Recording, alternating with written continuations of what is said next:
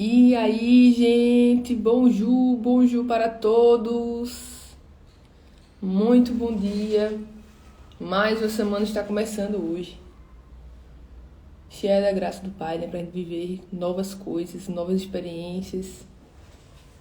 E estar cada vez também mais próximo, né, de quem Ele é e também da sua vontade. Amém? Vamos embora aprender sobre Cristo e como aplicar Ele na vida. Muito bom dia. E aí, Vitória, tá bem? Bonjour. Cadê a Alice? Tá por aí também ou não? Tá bem dormindo, né? Vamos embora, gente. O tema da semana vai ser esse aqui, ó. Andeis conforme a sua vocação. Ele é baseado em um texto que tá em Efésios 4. E é ele que a gente vai trabalhar essa semana, certo? Inteiro. Esse capítulo inteiro de Efésios 4. O final de semana foi bom por aí, tudo certo? Vamos lá, pra começar, o que a gente fez essa oração junto? Pra começar a semana, né? Com usufruindo da identidade que a gente tem, da comunhão que a gente tem com o nosso Pai. Vamos embora? Vamos orar todo mundo junto aqui. Papai, muito obrigada por esse final de semana que a gente teve. Obrigada porque o teu amor nos alcançou. A tua graça, papai, também nos alcançou, nos fez enxergar que nós somos em ti. A gente agradece, papai, porque não há nada, pai, que nos separe do teu amor. A gente falou muito sobre isso semana passada. O quanto, de fato, o teu amor é a base de todas as coisas.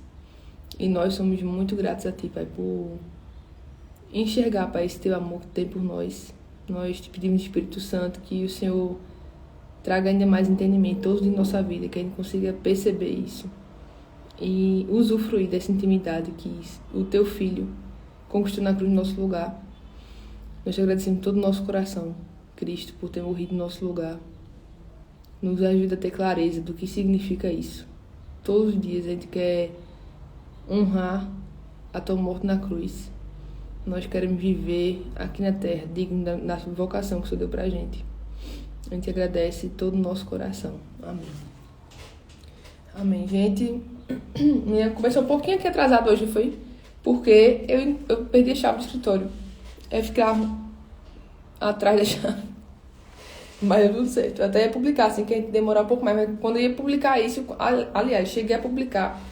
E depois eu apaguei bem rápido porque eu tinha acabado de encontrar, entendeu? Mas, enfim, tudo resolvido, né? Aqui estamos. Gente, é o seguinte. Efésios 4 vai ser o texto que a gente vai trabalhar durante essa semana, certo? Então, quem gosta aí, quem quer acompanhar, minha sugestão é você aproveita para já pegar a Bíblia aí. Quem não tem Bíblia ainda, comprar uma. Ou então, quem não tem por enquanto, né? Compra aí pela Amazon, espera chegar, mas vai usando no celular ou no computador, né? Já que tá usando o celular aqui para assistir a live ao vivo. Mas é uma boa porque você já vai tendo intimidade com a Bíblia, certo? Eu sempre falo isso, que quando eu conheci Cristo, né? Eu queria entender sobre a Bíblia. Porque eu queria aprender mais mesmo sobre o Evangelho e também para poder ensinar outras pessoas, né? Para poder ensinar, eu tenho que saber, né? Então, e também viver, né? Detalhe importante. Então, para mim foi muito importante. O meu pastor na época, né? Que é o mesmo pastor até hoje, inclusive, Dom Marcos, meu grande amigo, na verdade. Ele sempre foi muito mestre, assim. Ele ensina muito a Bíblia, muito mesmo. E muito fiel também à Bíblia, sabe? Então, eu tive a graça, né? Assim, muita bondade do Pai de ter um pastor assim. Então, eu aprendi muita coisa com ele. Eu sempre fui muito curiosa de pesquisar coisas no YouTube. Antigamente tinha poucos pregadores, né? Há 15 anos atrás você não encontrava um pregador jovem na internet. Eu encontrava mais o pessoal da vanguarda, digamos assim. Em inglês também, John Piper, um nome bem assim, sabe? Que não era nem daqui muito. O pessoal não produzia muito conteúdo no YouTube. Então, minha grande referência foi realmente meu pastor. Eu aprendi muita coisa também na internet, né? Claro. Tendo que filtrar muita coisa. Quando eu tinha dúvida, eu perguntava, também meu pastor me ajudava muito a discernir, né? Quando uma coisa estava certa, quando estava meio estranho, eu tinha quem perguntar. Isso é muito importante, você ter alguém assim próximo para poder estudar a Bíblia junto, né? Se possível, alguém que já tem mais conhecimento da palavra mesmo, que já tem mais anos de caminhada para você poder aprender junto com essa pessoa. Tanto a teoria como também a prática, é muito importante, né? Então, é isso aí. Efésios, essa também foi uma carta, certo? Que foi escrita por Paulo, o mesmo que escreveu o texto que a gente estava lendo semana passada, na segunda-feira da semana passada, a gente começou com o texto de Romanos, uma carta aos Romanos, e quem escreveu essa carta foi Paulo. Durante a semana, de terça a sexta-feira, a gente leu João, né? 1 João, que foi escrita por João, que era discípulo de Cristo aqui na Terra, né? Foi testemunho ocular de quem Cristo é. Já Paulo foi aquele que eu falei, né? Que ele teve um encontro com Cristo, o nome dele era Saulo. Depois desse encontro, que ele conhece Cristo, se converte a Cristo, se entrega a ele, o nome dele é mudado para Paulo. Você lê essa história inteira em Atos. O livro de Atos é muito, assim, uma das melhores histórias, na verdade, da Bíblia. Assim, não sei se é uma das melhores, mas é difícil, viu? Tem muita história massa. Mas é muito boa a história de Paulo, né? De Saulo, quando ele se converte e se torna Paulo. Cai do cavalo, enfim, ele vê Cristo. Então, por mais que ele não tenha convivido com Cristo aqui na Terra, ele também foi considerado um apóstolo, porque ele também viu Cristo numa visão, né? Ele não teve convivência com Cristo como os discípulos teve. Então, Efésios 4 foi escrito por ele, certo? Então, Paulo escreve essa carta aqui inteira, né, do capítulo 1 ao 6, para a igreja em Efésios, tá bom? E, claro, se você for dar uma folheada antes, você sempre vai observar uma coisa assim, muito interessante, né? Teve uma época que eu tava bem assim, acho que foi 2020 por aí, que eu tava pensando muito, bem antes, na verdade, 2017, 2018, que eu pensava muito assim, como a igreja, como eu falei, a igreja aqui, assim, as pregações que existiam na igreja local era muito focada em comportamento, sabe? E eu não tinha nenhuma bronca em relação a isso, tipo, de pregar sobre comportamento, mas eu sempre pensei como o Pai, ele vinha transformar a nossa identidade em Cristo. Então, na verdade, era 2015, foi 2015, 2016, que eu lembro que eu fiz um curso que falava só sobre identidade, que me ajudou muito a enxergar quem eu era em Cristo. E, assim, desde então, isso me fez mudar a minha visão sobre a Bíblia também, sobre como o primeiro Pai fez questão de transformar a nossa identidade, a nossa natureza. Me deu muita clareza, sabe? Quando eu estudei sobre isso, especificamente, identidade. Então, por isso que eu sempre falo que, no fundo, você vai atrás de uma coisa, atrás de outra. Você vai encontrar traumas na sua vida, dificuldades que você tem. Lá na raiz, você vai perceber que a bronca é na sua percepção de identidade. Isso assim, você estudando um pouquinho, você vai perceber isso. Até a sua própria vida. Você vai lá, por exemplo, você tem dificuldade de se relacionar com as pessoas. Então, se você for pensar por que você é assim, você vai lá buscando, indo, dando passo para trás, né? Querendo lembrar como foi sua criação com seu pai e com sua mãe. A sua dificuldade, por exemplo, hoje, em relação a, vamos supor, né? As garotas que namoram com garotos, o relacionamento que você tem com ele. Geralmente, ele é muito pautado pelo relacionamento que você teve com seu pai. E aí, se o relacionamento com seu pai não foi bom e você não curou isso na sua vida, geralmente, né? Não é sempre, tá? Mas geralmente, isso vai influenciar na sua relação também amorosa daqui pra frente, entendeu? Então, por isso que é importante a gente enxergar o passado. A gente não tem poder de mudar o passado, mas o Pai, ele traz cura e perdão para o nosso passado. Ele nos dá a capacidade de redimir o tempo, de remir o tempo, entendeu? E remir o tempo não é só voltar o tempo novamente, mas é a gente poder resgatar o que já passou. Isso é uma coisa assim maravilhosa que o Pai revela na palavra. Não é sobre isso que a gente vai falar hoje, mas é uma das coisas que eu queria deixar claro assim, que existe na Bíblia. E quando você vai ler as cartas de Paulo, tem muita gente que foca muito no que ele fala em relação aos comportamentos, né? Tipo, sei lá, obedeça seu pai e sua mãe, é um exemplo, tá? Sobre a gente honrar um pai e mãe, que são ações, entendeu? Porém, quando você vai entender, vai ler a Bíblia, você tem que entender que cada carta, ela tem um começo, meio e fim, e ela constrói um argumento. Então, quando você começa a ler, por exemplo, Efésios, capítulo 1, ele fala praticamente só de identidade.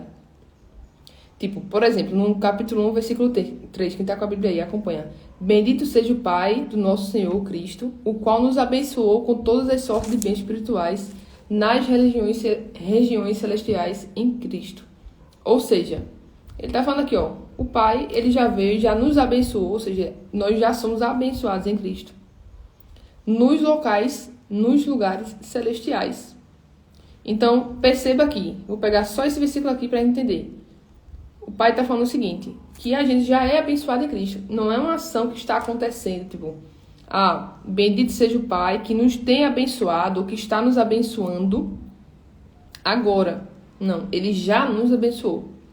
Então, ser abençoado é uma identidade nossa em Cristo, que não é por causa da gente, é por causa da graça do Pai. Então, nós somos abençoados por Cristo, em Cristo, né? O Pai nos abençoou em Cristo, nos lugares celestiais. Então, isso é a nossa identidade. Ser abençoado é a nossa identidade. Já parou para pensar porque, por exemplo, a gente fala assim, fulano, o Pai que abençoe, né? Ou Deus te abençoe, quando a gente escuta muito. Deus te abençoe. Tipo, tá errado isso. Eu não sou também do tipo assim, tá errado e pronto, não. Sabe? Mas, biblicamente falando, você vai olhar direitinho, os filhos do Pai, aqueles que reconhecem Cristo como Salvador e são filhos da família do Pai, nós já somos abençoados. Então, quando você fala para alguém, Deus te abençoe, se a pessoa não conhece Cristo, faz muito, muito mais sentido, sabe? Mas se você também está falando com o filho do Pai, também falando, Deus te abençoe, eu não enxergo isso como um meio que antibíblico, porque eu entendo que isso também é uma revelação de idade para a pessoa. O Pai já te abençoa, entendeu? Então, é bom a gente sempre trazer à mente que aquilo que o Pai fez na cruz já é suficiente para que a gente seja quem nós somos hoje. Isso é o principal. Quando ele fala que ele já nos abençoou, é porque ele já nos abençoou 100%. Tudo que ele podia ter nos abençoado na cruz, ele já nos abençoou. Tu entende? E se você continuar esse capítulo aqui de Efésios, você vai ver que o capítulo 1, especialmente, ele fala só sobre identidade. O capítulo 2 também, praticamente. Ele fala sobre isso. Ele fala sobre Cristo, quem é Cristo, sobre a redenção que ele consumou na cruz. Fala sobre herança. Fala sobre muita coisa, é muito interessante. Inclusive, eu sugiro ler, certo? Então, quando você começa aqui, nessa parte do capítulo 4 em Efésios, você vai ver que a partir daqui, mais ou menos, já começa a trazer algumas orientações sobre a vida prática da gente como filho do Pai. Então, por exemplo, aqui, vamos começar a ler esse versículo, que inclusive foi base para o tema, né, que eu coloquei aqui, conforme a vocação, andeis conforme a vocação, né, que nós recebemos. Capítulo 4, versículo 1. Portanto, eu, o preso do Pai, vos rogo que andeis como é digno da vocação com que foste chamados, com toda humildade e mansidão, com longanimidade e suportando-vos uns aos outros em amor. De novo no versículo 1. Portanto, eu, preso, né? Paulo, nesse momento aqui, estava preso, ele estava escrevendo isso aqui na prisão, ok? Vos rogo que andeis como é digno da vocação. Quando ele fala aqui, que vós andeis como é digno, tu percebe que ele está dando aqui recomendações da vida diária das pessoas. Então ele fala aqui, vos rogo que vocês andem como é digno da vocação. Ou seja, nós temos uma vocação. Cada um aqui da gente tem uma vocação. E assim, é normal que a gente pense, né, e associe vocação e chamado, que é uma palavra muito conhecida no meio cristão, como algo necessariamente que a gente faz. Entendeu? Só que isso é a gente precisa ter um cuidado com isso, sabe? Por quê eu tô falando isso? Porque, na verdade, até aqui, Paulo traz tudo que é sobre identidade nessa carta. E quando ele fala que vocês andem como é digno da vocação que vocês foram chamados, ele não tá falando necessariamente sobre algo que a gente faz, mas ele tá falando pra gente cuidar de quem a gente é. Zelar para que a nossa identidade que Cristo consumiu na cruz seja de fato revelada tanto na minha vida própria, como também na vida das pessoas que estão ao meu redor.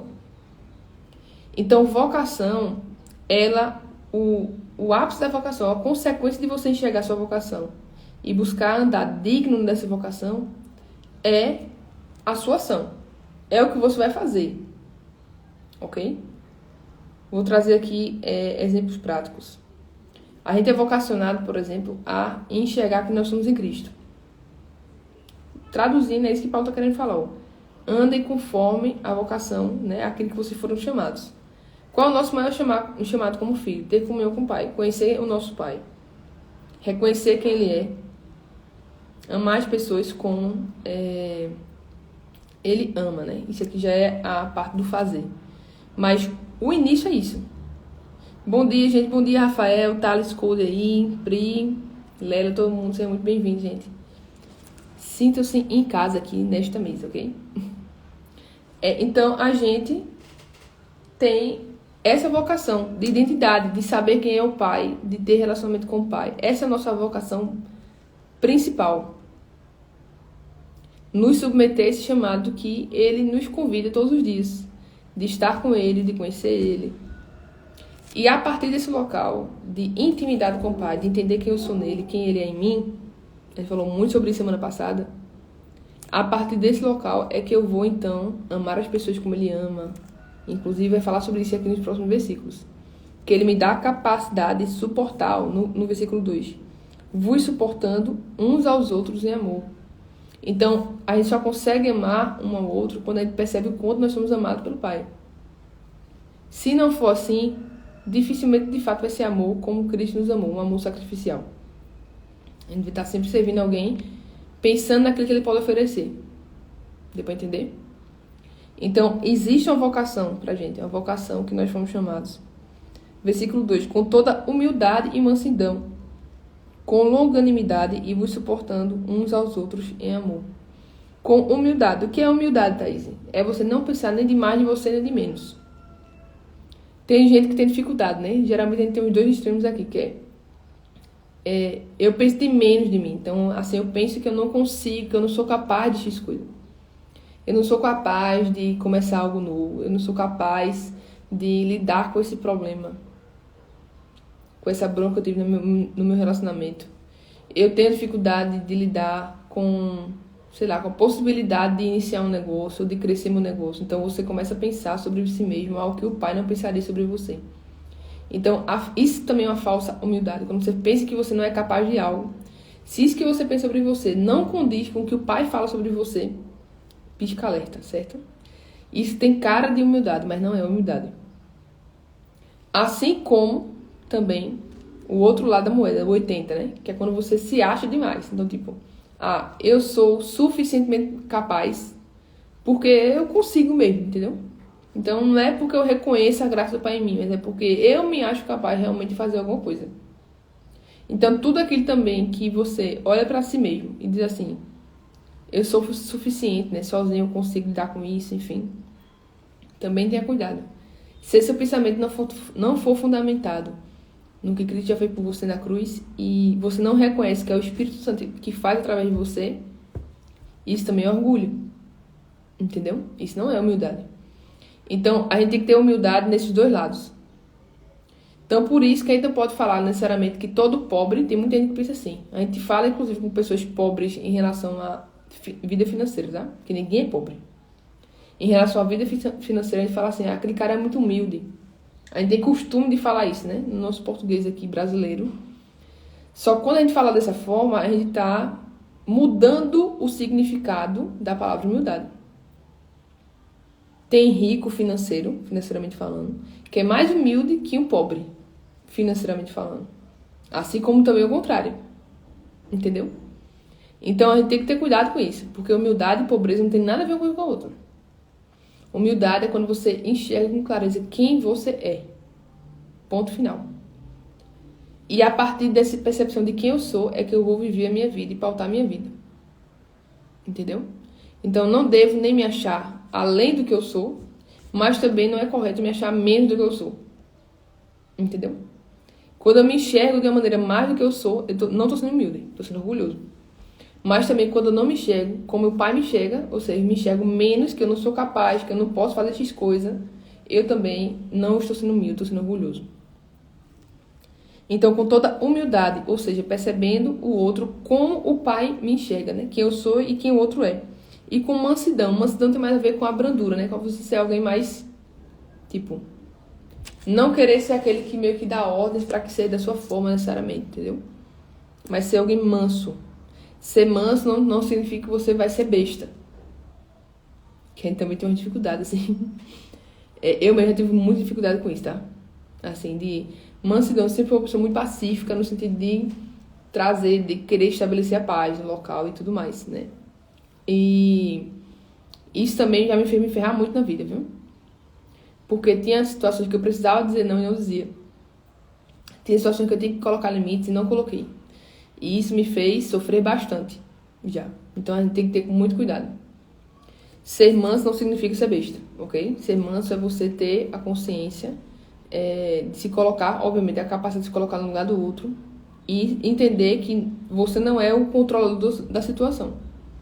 Você entender que existe o papel de cada pessoa e você vai exercer aquilo que lhe cabe. E não querer a força que as coisas sejam como você quer que seja, entendeu? Com longanimidade. Aqui tem muito assim, a ver com paciência, né? Com ser longânimo, tipo, você ter longo ânimo. Uma coisa que a gente geralmente tem dificuldade na vida, a gente tem dificuldade de perseverar nas coisas. A gente tem dificuldade de ser resiliente nas coisas. Por quê? Porque a gente não tem longanimidade, ou seja, meu ânimo, ele é muito curto. E quando o ânimo é curto, o resultado também é muito curto. E a frustração é grande, entendeu? Principalmente aqui, já que a gente fala muito sobre empresa, sobre negócio, né, de você começar, eu sempre tenho isso no meu coração, de estimular que todo mundo a empreender na vida. Tanto ter um negócio, mas também saber que você já é empreendedor. A identidade da gente é essa, tá, gente? A gente nasceu para ser empreendedor, ponto. A gente pode talvez não viver isso, porque a gente não quer. Mas que a gente nasceu para ser empreendedor na vida, sim. E, inclusive, também para rentabilizar a nossa ideia, nosso sonho. Também creio nisso. Mas a gente tem dificuldade, por quê? Porque a gente tem dificuldade de ser longânimo, de ter um ânimo longo, tipo, de perseverar, entendeu? Não vai ser de uma hora para outra que tudo vai dar certo. Tem que entender isso. Na verdade, né, já deu certo em Cristo, né? Porque nós somos os filhos dele e o Pai já nos abençoou. Lembra que a gente conversou sobre isso no começo? Então não tem como a gente colocar a mão em algo e dar errado. Entendeu? Mas, quando eu falo aqui de dar certo, né? Entre aspas, é fazer realmente o negócio vingar e ser também mais rentável para você. Então, você entendeu que é um passo de cada vez. É aprender a aplicar, aprender a aplicar, aprender a aplicar. Não é ficar aprendendo milhões de anos. No começo eu sei que tem que ter um pouco mais de bagagem de estudo, mas tem que ir pra prática. Entendeu? Não adianta ficar só na teoria. Aprendendo não faz. Não adianta. Então, o Pai fala pra gente ser longânimo. Então, tenha ânimo longo. Não seja alguém que desiste no caminho. Seja alguém que está disposto a aprender, e aprender, e aprender, e praticar, praticar, praticar. E não desistir. O que faz grandes pessoas, gente, ter resultado na vida, não só na área financeira, mas também nas outras áreas, é o quanto ela está disposta a não desistir, entendeu? Então, se você for alguém que se empolga muito no começo, mas não continua, então, dificilmente você vai ter resultado. Vale ressaltar, né, gente? Claro. Você está empolgado no começo, fez uma coisa, mas você testou e não gostou, tipo, sei lá, não está dando resultado para você, você viu que não era para você, beleza, então larga isso aqui, mas não desiste. Tipo, você largar isso aqui não significa que você desistiu. Você só percebeu que essa parte aqui específica não é pra você. E tá tudo certo. Porque você vai saber como testando. Eu sempre falo isso. Eu, quando comecei, como tipo agência, né? Produzindo conteúdo e tal. Porque eu entendi que pra mim seria melhor dessa forma. Pra ter resultado mais rápido. Foi maravilhoso. Hoje em dia, com o tempo eu estudando, eu gostei muito mais da parte de negócio mesmo do que de produzir um vídeo, de produzir uma arte no Instagram, de produzir conteúdo. Então, pra mim, isso aqui ficou muito cansativo. Eu vi que pra mim, que isso aqui não era pra mim. Então, eu fui fazendo transições que tem a ver com isso, entendeu? Mas eu não me privei. Tipo, percebi que não era assim, que eu gostaria mais de entrar mais na parte estratégica. Então, eu fui fazendo transição. Até hoje, eu ainda faço vídeo também pra alguns clientes que eu tenho, entendeu? Mas eu hoje foco naquilo que eu já vi que eu gosto mais. Então, você só vai saber essas coisas testando. Não tem outra forma de começar. Tu entende? Então, seja longânimo, não desista, tenha um ânimo longo, entendeu? Que não vai desistir. E suportando uns aos outros em amor. Isso é muito maravilhoso. Primeiro, suportar não é aquele negócio, eu te suporto, né? Tipo martírio. Suportando uns aos outros, ele tá falando de suporte, de você dar suporte a alguém. Você está auxiliando alguém, dando força para alguém. Então, é muito importante, a gente fala que tem os mandamentos da reciprocidade na Bíblia, né? E suportar uns aos outros é um deles. Então, você suporta a vida de alguém e esse alguém você suporta a sua vida. Isso é extremamente importante. Você ter alguém com quem você possa contar sem barreiras e sem também nenhum limite, entendeu? Não ter vergonha dessa outra pessoa. A gente precisa de pessoas assim, com quem a gente possa contar de verdade. E suportar a vida dela e também ela se suporta na sua vida, tá? As duas vias são importantes. Você precisa ser suporte na vida de alguém. E esse alguém também precisa ser suporte na sua vida. Entendeu? Vai ser pessoas que você vai perceber, né? É mais fácil ser suporte na vida delas. E tá tranquilo. Mas vai ter outra pessoa, então, que vai ser suporte na sua vida. Entendeu? Então, assim, precisa entender. Por isso que o pai fala muito sobre unidade, né? Você viver em unidade com o corpo. Você ter comunhão com outros cristãos também. Porque é mais fácil você encontrar pessoas na caminhada estando em uma comunidade que lhe ajude a suportar uns aos outros. Tem coisas que o outro não vai enxergar. Tem coisas que o outro vai enxergar que você não consegue enxergar em você mesmo, entendeu? Então, a gente precisa ter essas pessoas ao lado. Bom dia, Sara, vereadora. Arrasando aí em Paudalho.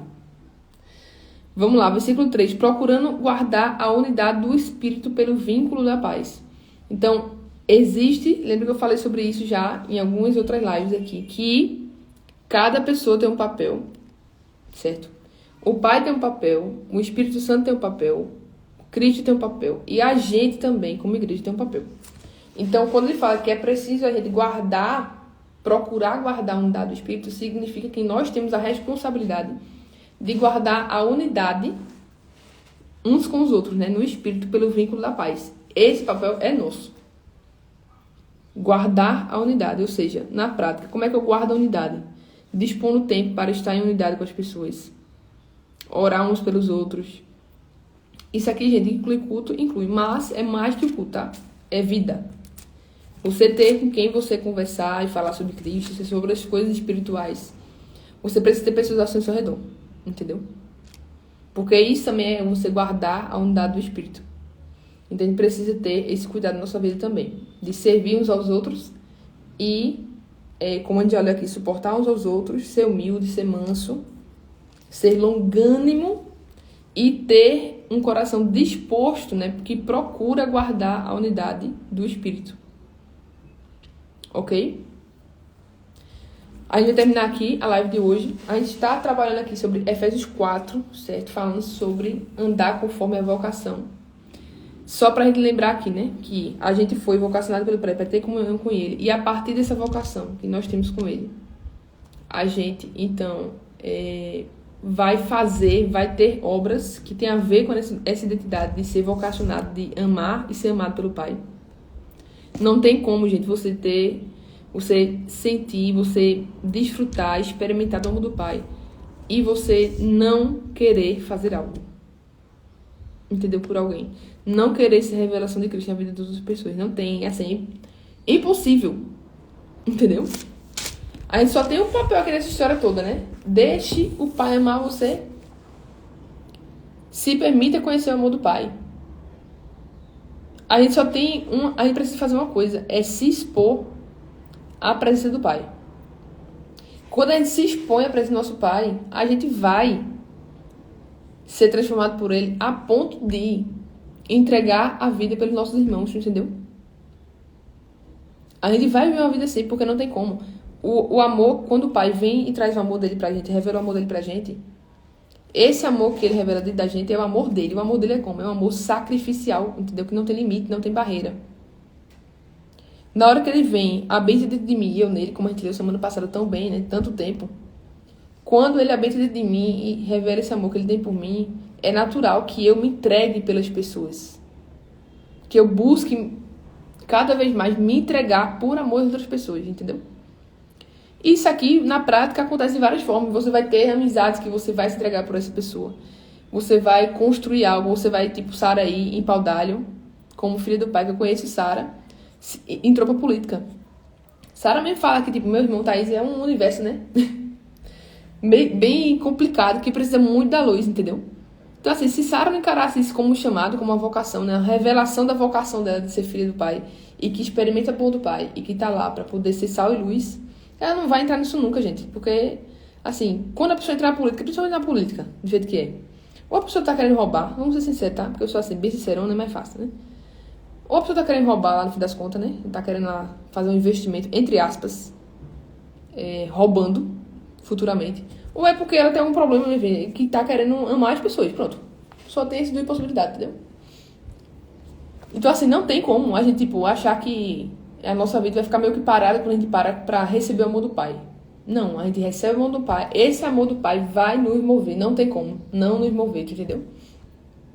E o melhor é isso, que o que vai nos mover não é pra buscar algo próprio, ou algo que passa a terra. Eu não vou buscar o pai para poder receber algo dele, tipo assim, como se ele só me amasse quando eu trabalhasse para ele. Não é para isso que eu vou fazer algo por alguém. Não vou amar as pessoas para que Deus me ame mais. Não é por causa disso. Eu vou amar as pessoas porque eu fui tão amada pelo pai que não tem como não fazer nada, tá entendeu? Não tem como ignorar aquilo que ele colocou no meu coração. Esse é o ponto de partida. O amor do pai é o ponto de partida de todas as coisas. E quando eu falo aqui, botei esse tema da semana de andar conforme, né, a vocação que ele nos deu, é que a nossa ação, o nosso andar seja baseado naquilo que o pai diz que nós somos. Tu entende? Então não é como que é uma cobrança, ó. Não pegue mais e tal. Gente, isso vai ser natural, entendeu? À medida que você conhece o pai. E essa caminhada de ser mais natural, de conhecer o amor do pai, de experimentar quem ele é, o amor dele, e a partir daqui você vê de uma maneira diferente, é muito mais desafiador do que você colocar regra na vida de alguém. Porque, gente, é muito mais fácil pegar uma cartilha e dizer assim, eu não posso fazer X coisa.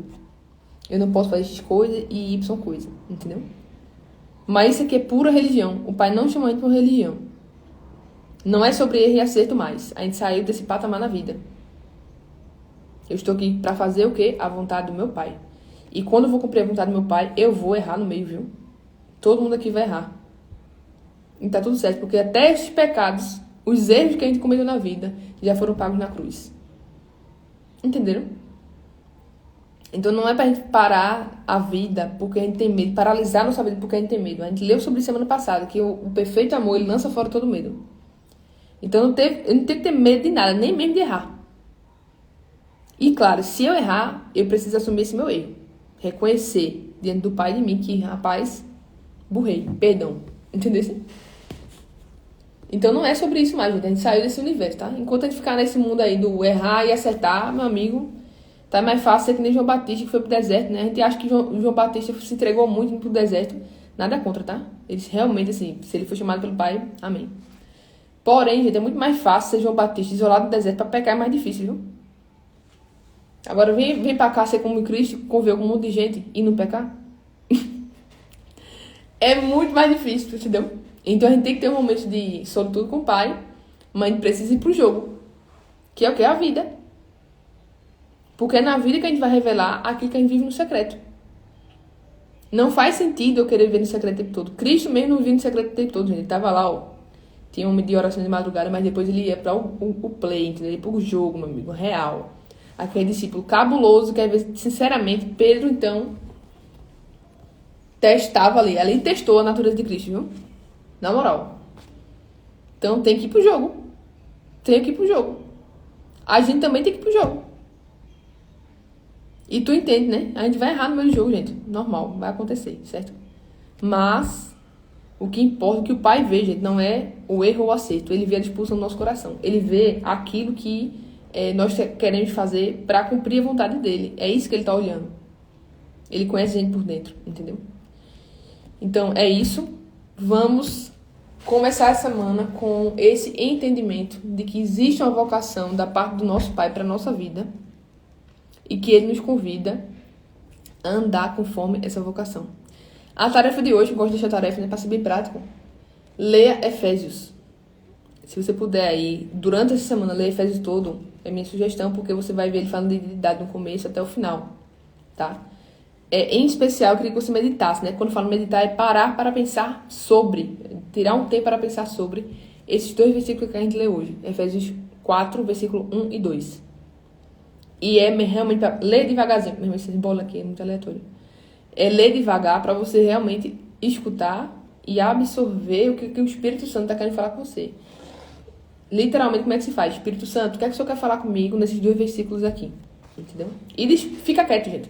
Lê e pensa sobre o assunto. Não é para ficar zanzando, falando não. Deixa o Pai e também o Espírito Santo falar com você, tá bom? Efésios 4, versículo 1 e 2. Fechado? E amanhã está aqui 7h21, ok? Cheiro pra vocês. E a gente se vê amanhã aqui, de manhã, tá bom? Abraços. Até amanhã.